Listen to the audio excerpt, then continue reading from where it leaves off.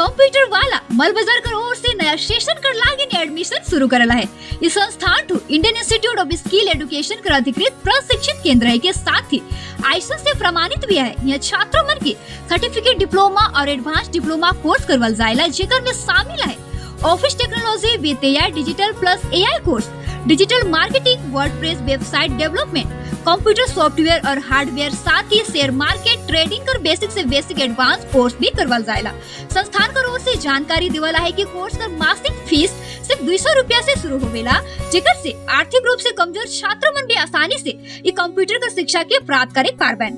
साथ ही एडमिशन में 75% कर भी छूट भी देवल जाते। इच्छुक छात्र मन माल बाजार सत्यनारायण मोड़ श्री शिवोहो बालाजी मंदिर ठीना स्थित सेंटर में संपर्क कर सकेना, या तो हेल्पलाइन नंबर 7478695435 में कॉल करके विषय कर पूरी जानकारी रौरेमल लेवे पारीला।